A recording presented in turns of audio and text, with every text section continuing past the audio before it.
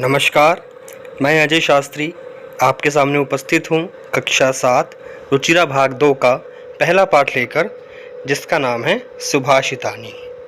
बच्चों, सुभाषित शब्द दो शब्दों के मेल से बना है, सु प्लस भाषित।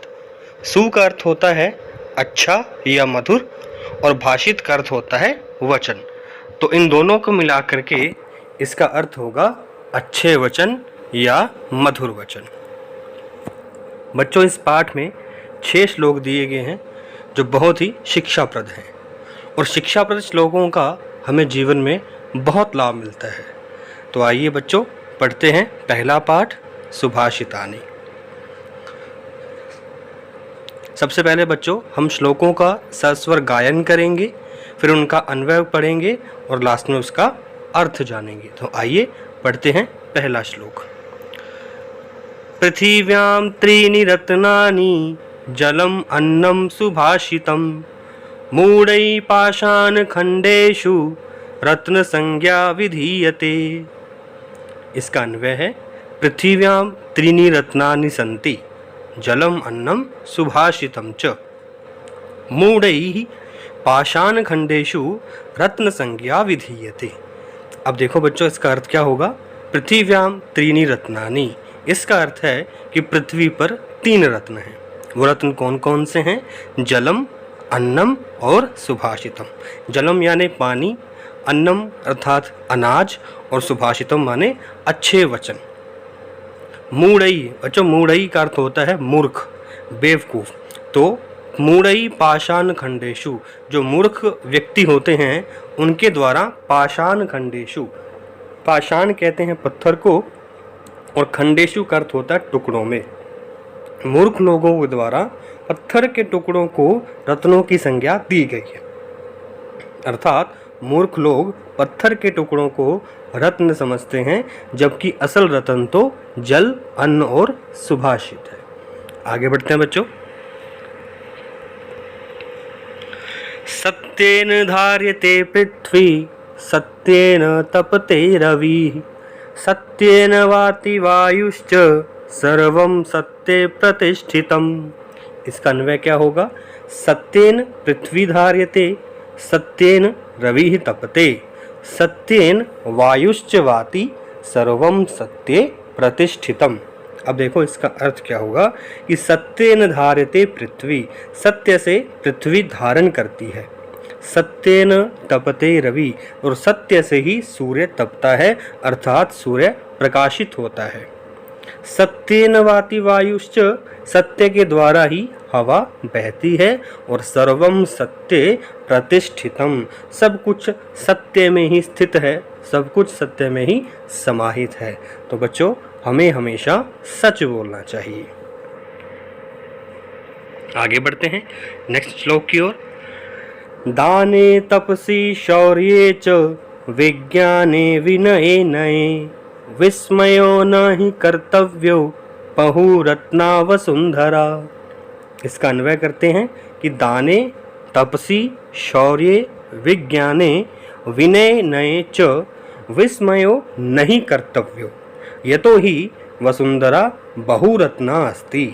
अब देखो बच्चों, इसका अर्थ क्या होगा? दाने अर्थात दान में, तपसी तपस्या में, शौर्य शौर्य में, शूरवीरता में, विज्ञाने विज्ञान में, विनय विनम्रता में, और नये का अर्थ होता है नीति, अर्थात नीति में विस्मयो नहीं कर्तव्यो, कभी भी आश्चर्य नहीं करना चाहिए। विस्मय का अर्थ होता है आश्चर्य, क्योंकि बहुरत्ना वसुंधरा, जो ये पृथ्वी है ये ऐसे अनेक रत्नों को धारण करने वाली है। इसलिए हमें कभी भी दान में, तपस्या में, शौर्य में, विज्ञान में, विनम्रता में और नीति में, इनको देख करके कभी भी आश्चर्यचकित नहीं होना चाहिए, क्योंकि पृथ्वी ऐसे अनेक रत्नों से संपन्न है। अब आगे बढ़ते हैं बच्चों नेक्स्ट श्लोक की ओर। सद्भिरेव सहासीत सद्भि कुर्वीत संगतिम सद्भिर्विवादं मैत्रीं च नासद्भि किंचिदाचरेत। इसका अन्वय क्या होगा कि सद्भिरेव सहासीत, सद्भि सह संगति कुर्वीत सद्भिर्विवादम मैत्रीं च कर्तव्यम ना सद्भि सह किंचिदाचरेत। अब देखो बच्चों इसका अर्थ क्या हुआ। सद्भि का अर्थ होता है सज्जन लोग, अच्छे लोग, और एव का अर्थ होता है ही। सहासित माने बैठना चाहिए, तो इसका अर्थ होगा कि हमें हमेशा सज्जनों के साथ ही बैठना चाहिए। और सद्भि कुर्वीत संगतिम, और सज्जन लोगों के साथ ही हमें संगति करनी चाहिए। सद्भिर विवादम मैत्रीं च, हमें हमेशा अच्छे लोगों के साथ, सज्जन लोगों के साथ ही विवाद और मित्रता भी करनी चाहिए। ना सद्भि किंचिदाचरित, ना सद्भि का बच्चों जब हम संधि विच्छेद करेंगे तो बनेगा न प्लस असद्भि। इसका अर्थ होगा कि हमें जो लोग असद्भि हैं, जो सज्जन नहीं हैं, जो दुर्जन लोग हैं, ऐसे लोगों के साथ तो हमें कभी भी किसी भी प्रकार का न किंचिदाचरित, कोई भी आचरण, कोई भी व्यवहार नहीं करना चाहिए। तो बच्चों इस श्लोक से हमें सीखने को मिला है कि हमें हमेशा अच्छे लोगों के साथ ही मित्रता करनी चाहिए, उनके साथ ही बैठना चाहिए और उनके साथ ही विवाद करना चाहिए। आगे बढ़ते हैं नेक्स्ट श्लोक की ओर। धन धान्य प्रयोगेषु विद्यायाः संग्रहेषु च आहारे व्यवहारे च त्यक्तलज्जः सुखी भवेत्। अब इसका अन्वय होगा कि धन धान्य प्रयोगेषु विद्यायाः संग्रहेषु च आहारे व्यवहारे च त्यक्तलज्जः सुखी भवेत्। इसका अर्थ क्या होगा कि धन और धान्य के प्रयोग में, विद्यायाः संग्रहेषु च, और विद्या के संग्रहण में, विद्या को प्राप्त करते समय, इसके अतिरिक्त आहारे व्यवहारे च, आहार माने भोजन करने में और व्यवहार माने हमारे दैनिक व्यवहार में, त्यक्त लज्जः सुखी भवेत्।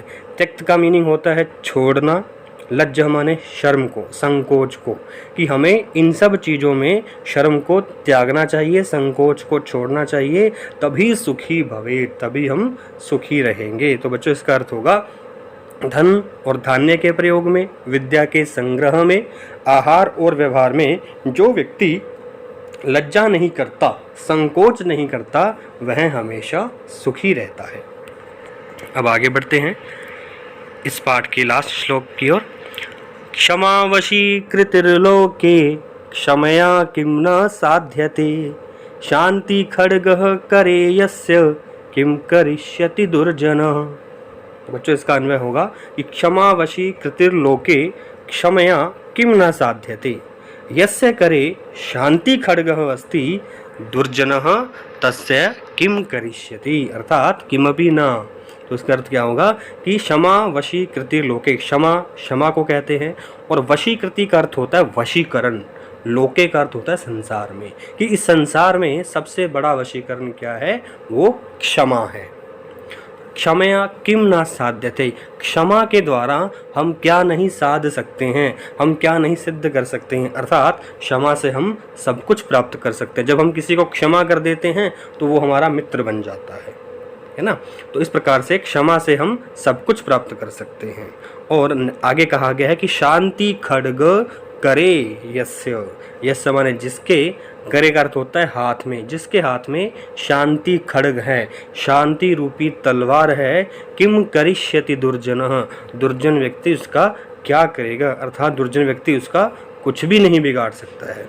तो इस श्लोक से बच्चों हमने सीखा कि हमें क्षमा, सबको क्षमा करना चाहिए और शांति को धारण करना चाहिए। तो बच्चों इस प्रकार से ये हमारे पाठ के 6 श्लोक थे। अब बढ़ते हैं आगे अभ्यास के प्रश्नों की ओर। तो पहला प्रश्न है सर्वान श्लोकान सस्वरम गायत, सभी श्लोकों का सस्वर गायन करना था, जो अभी आप सबने कर लिया है। आगे देखते हैं क्वेश्चन नंबर 2, यथा योग्यम श्लोकांशान मेलयत, श्लोकांशों का सही अंश से हमने मेल करना है। जैसे पहला आपको दिया गया है धन धान्य प्रयोगेषु, तो उसका सही अंश क्या होगा, विद्यायाः संग्रहेषु च। नेक्स्ट है विस्मयो नहीं कर्तव्यो, कि हमें आश्चर्य नहीं करना चाहिए, क्योंकि बहुरत्ना वसुंधरा, ये पृथ्वी ऐसे अनेक रत्नों वाली है। सत्येन धार्यते पृथ्वी सत्येन तपते रवि। नेक्स्ट है सद्भिर विवादम मैत्रीं च ना सद्भि किंचिदाचरेत आहारे व्यवहारे च त्यक्तलज्जः सुखी भवेत्। आगे बढ़ते हैं बच्चों, क्वेश्चन नंबर 3, एक पदेन उत्तरत। अब हमने प्रश्नों का एक पद में उत्तर देना है। तो पहला प्रश्न क्या है, पृथिव्याम कति रत्नानि। इसका अर्थ है कि पृथ्वी पर कितने रत्न हैं। त्रीणि, 3 रत्न हैं। मूढ़ैः कुत्र रत्न संज्ञा विधीयते। मूर्ख जो लोग होते हैं उन्होंने किसको रत्नों की संज्ञा दी है, तो पाषाण खंडेषु, पत्थर के टुकड़ों में वो रत्नों की संज्ञा देते हैं। पृथ्वी केन धार्यते, पृथ्वी किसके द्वारा धारण की गई है, तो सत्येन, सत्य के द्वारा। कई ही संगतिम कुर्वीत, हमें किसकी संगति करनी चाहिए, तो सद्भि, सज्जन लोगों की संगति में रहना चाहिए। लोके वशीकृति का, इस संसार में सबसे बड़ा वशीकरण क्या है, क्षमा। आगे बढ़ते हैं बच्चों, प्रश्न संख्या 4, रेखांकित पदानि अधिकृत्य प्रश्न निर्माणम कुरुत। अब हमने जिन शब्दों को रेखांकित किया गया है, अंडरलाइन किया गया है, उनको आधार मानकर प्रश्नों का निर्माण करना है। तो फर्स्ट देखिए, सत्येन वाति वायु। तो इसका अर्थ क्या होगा कि सत्य के द्वारा ही हवा बहती है। अब हमने सत्येन के स्थान पर ऐसे शब्द का प्रयोग करना है कि जिससे ये प्रश्न निर्माण हो जाए। तो देखो बच्चों, सत्येन जो शब्द है ये तृतीया विभक्ति एक वचन का रूप है। उसी प्रकार अब हम यहाँ पर किम शब्द रूप का तृतीया विभक्ति का एक वचन रूप होता है केन। तो यहाँ पर लिखेंगे केन वाति वायु। आगे बढ़ते हैं, सद्भिः एव सहासीत, सज्जन लोगों के साथ ही बैठना चाहिए। तो जो सद्भिः शब्द है वो तृतीया विभक्ति बहुवचन का शब्द का रूप है। तो हम किम शब्द का भी यहाँ पर वही शब्द प्रयोग करेंगे। तो यहाँ पर होगा कई ही एव सहासीत। वसुंधरा बहुरत्ना भवती, इसका अर्थ है कि पृथ्वी बहुत रत्नों वाली है। तो देखो बच्चों, पृथ्वी जो शब्द है, वसुंधरा जो शब्द है, वो स्त्रीलिंग शब्द है और ये प्रथमा विभक्ति एक वचन का रूप है। तो हम यहाँ पर किम शब्द रूप में स्त्रीलिंग का ही प्रथमा विभक्ति एक वचन रूप लिखेंगे। तो वो होगा का बहुरत्ना भवती। नेक्स्ट है, विद्यायाः संग्रहेषु च त्यक्तलज्जः सुखी भवेत्, कि विद्या के संग्रहण में लज्जा यानी कि संकोच को त्यागने वाला ही सुखी रहता है। तो अब देखो यहाँ पर विद्या यहाँ को अंडरलाइन किया गया है। विद्या शब्द जो है वो स्त्रीलिंग शब्द है और ये षष्ठी या पंचमी विभक्ति का एक वचन रूप है। तो हम किम शब्द का भी वही लिखेंगे स्त्रीलिंग में। तो यहाँ पर बनेगा कस्याः। नेक्स्ट है, सद्भिः मैत्रीं कुर्वीत, अच्छे लोगों के साथ, सज्जन लोगों के साथ मित्रता करनी चाहिए। तो यहाँ पर होगा सद्भिः किम कुर्वीत। आगे बढ़ते हैं बच्चों, प्रश्न संख्या 5, प्रश्नानाम उत्तरानि लिखित। अब हमने पूर्ण वाक्य में प्रश्नों के उत्तर लिखने हैं। जैसे पहला प्रश्न है, कुत्र विस्मय न कर्तव्य, हमें कहाँ पर आश्चर्य नहीं करना चाहिए। तो बहु रत्ना वसुंधरा अस्ति, अत्र विस्मय न कर्तव्य, पृथ्वी बहुत रत्नों वाली है इसलिए हमें यहाँ पर आश्चर्य नहीं करना चाहिए। नेक्स्ट है, पृथिव्याम त्रीणि रत्नानि कानि, कि पृथ्वी पर 3 रत्न कौन कौन से हैं। तो रत्न कौन कौन से हैं, जलम अन्नम सुभाषितम च सन्ति। नेक्स्ट है, त्यक्तलज्जः कुत्र सुखी भवेत्, लज्जा को, संकोच को त्यागने वाला कहाँ कहाँ सुखी रहता है। तो वो आहारे व्यवहारे च त्यक्तलज्जः सुखी भवेत्। अब आगे बढ़ते हैं बच्चों, प्रश्न संख्या 6, मंजूषातः पदानि चित्वा लिंगानुसारम लिखित। अब देखो बच्चों, मंजूषा कहते हैं हेल्प बॉक्स को, जो आपको सामने एक येलो कलर का एक बॉक्स नज़र आ रहा होगा, उसमें कुछ शब्द लिखे हुए हैं। तो उन शब्दों को हमने चुनकर कि कौन सा शब्द किस लिंग का है उसको उसी प्रकार लिखना होगा। जैसे फर्स्ट है रत्नानी, ये है नपुंसक लिंग शब्द, तो उसको हम नपुंसक लिंग की पंक्ति में लिखेंगे। नेक्स्ट है वसुंधरा, इसको हम स्त्रीलिंग में लिखेंगे। सत्येन, ये भी नपुंसक लिंग शब्द है। सुखी पुल्लिंग में लिखेंगे। अन्नम नपुंसक लिंग में लिखेंगे। वहनी पुल्लिंग में लिखेंगे। रवि भी पुल्लिंग में, और पृथ्वी ये शब्द स्त्रीलिंग है। तो लास्ट में है संगतिम, तो इसको भी हम स्त्रीलिंग शब्दों में रखेंगे। तो बच्चों आगे बढ़ते हैं, प्रश्न संख्या 4, अधोलिखित पदेषु धातवः के सन्ति। अब नीचे हमें कुछ शब्द दिए गए हैं, तो हमने बताना है उन शब्दों की धातु कौन सी है। जैसे पहला पद जो है करोति कि करना, तो इसमें धातु क्या होगी बच्चों? क्री धातु। नेक्स्ट है पश्य, पश्य का अर्थ होता है देखना, तो इसमें होगी दृश्य धातु। फिर है भवेत का अर्थ होता है हो, और इसमें धातु होगी भू। नेक्स्ट है तिष्ठति, तो इसमें धातु होगी स्था या तिष्ठ। बच्चों इस प्रकार से हमने ये पहला पार्ट कंप्लीट कर लिया है। इस पार्ट को लेकर के आपका कोई भी प्रश्न हो तो आप कमेंट बॉक्स में ज़रूर लिखिएगा। धन्यवाद।